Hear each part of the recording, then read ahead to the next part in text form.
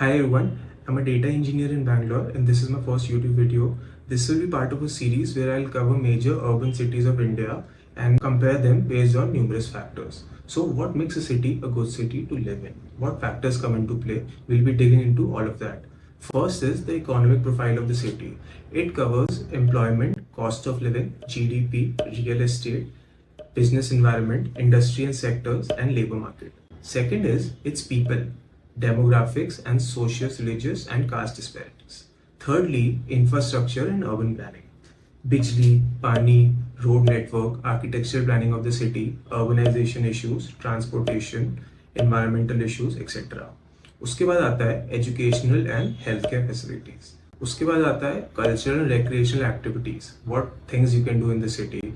Let's quickly cover the history of Bangalore first and then we'll go through all of these factors one by one.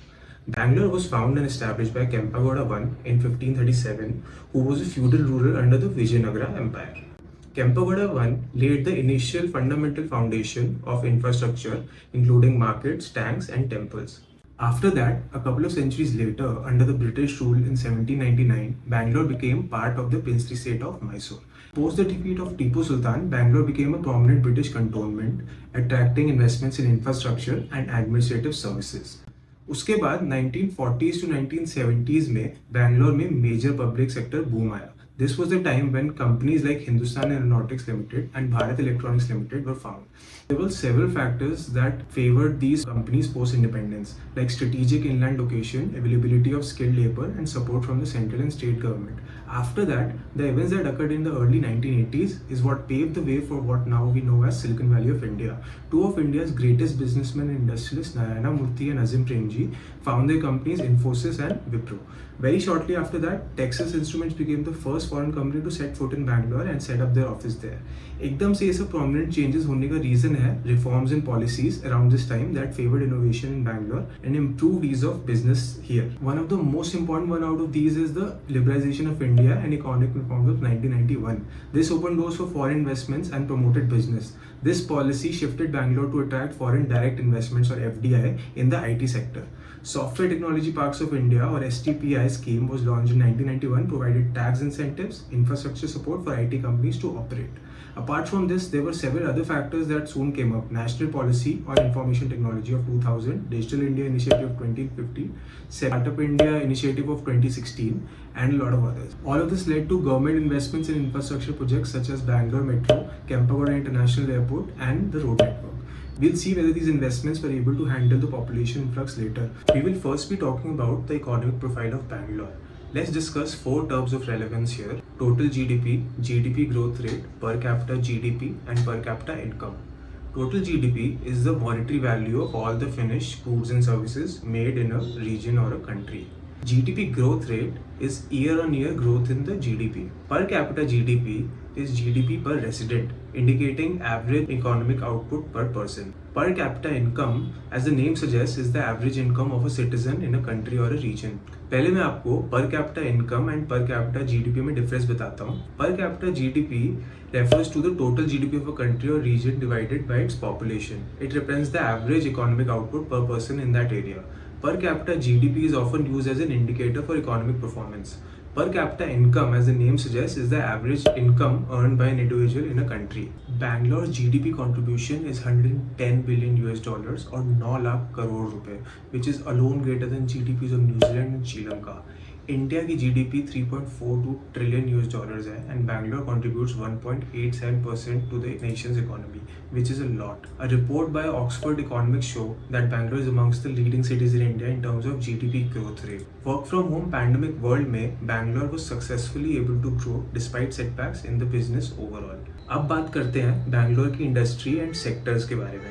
Bangalore में 67,000 registered IT companies है और 20 lakh IT employees है. IT contributes to 35% of the GDP, manufacturing contributes to 25%, and services contributes to 40% of the GDP. Let me give you a very successful example of Flipkart. Flipkart originated in Bangalore, acquired several other e-commerce companies in Bangalore like Myntra, and was eventually acquired by Walmart in 2018 for close to 20 billion US dollars. Startup companies such as Swiggy, Ola Cabs, InMobi, Quicker, Redbus are also based in the city. IT के अलावा Bangalore has biotech parks and firms like Biocon.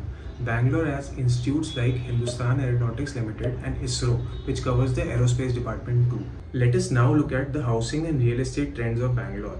According to a Knight Frank report, average price changes of real estate was 7% in quarter 1 of 2023, which was highest in the country. In 2024 Q1, this number further increased to 9%. Knight Frank is one of the world's leading real estate consultancy firms, so I think it's safe to assume that the numbers are correct. Bangalore has recorded office space transactions of 3.5 million square feet in Q1 2024. ये India के leading 8 cities का 22% है of the total real estate transactions. एक और report जो मैं दिखाना चाहता हूँ is the sales of real estate across India. Sales grew the most in Hyderabad market at 19% YOY, while sales in the larger markets of Mumbai and Bangalore took a dip by 6 and 2% YOY.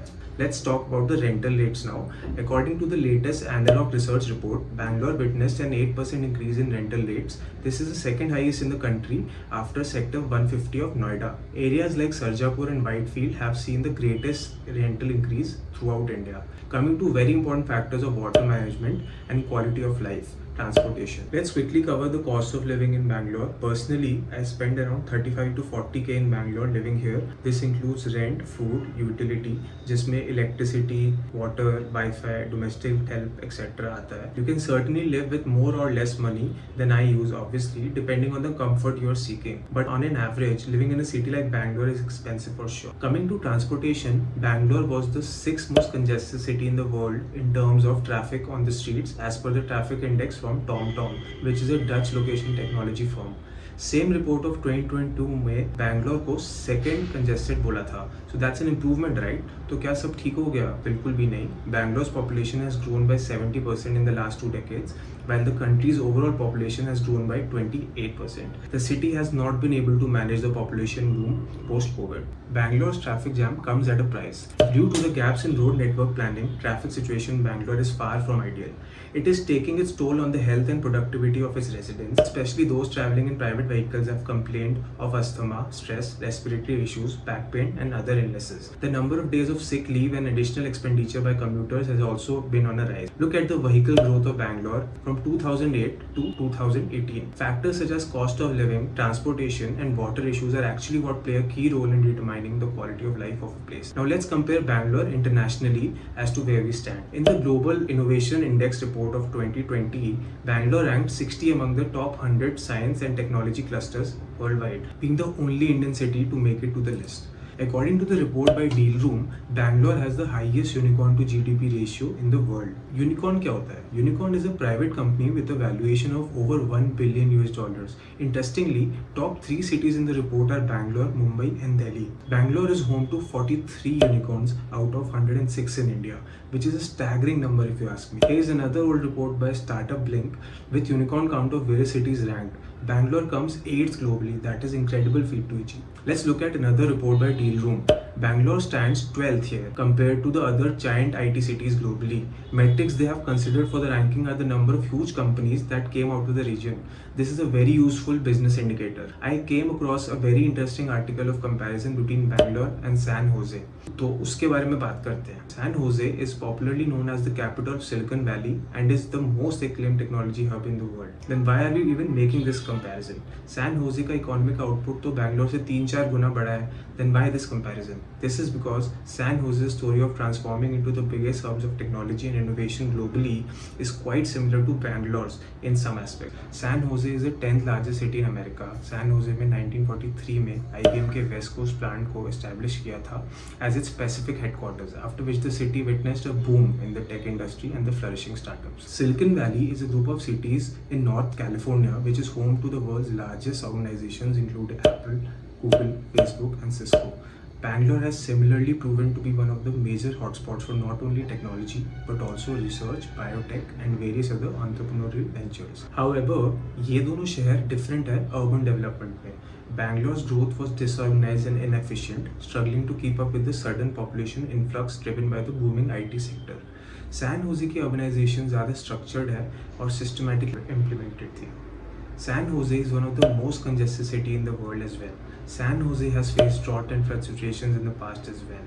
But the work put in by San Jose in water management and urbanization depicts an ideal scenario for the city of Bangalore. दोनों शहर बहुत different है in terms of their population, demography, technology, facing very different challenges, right?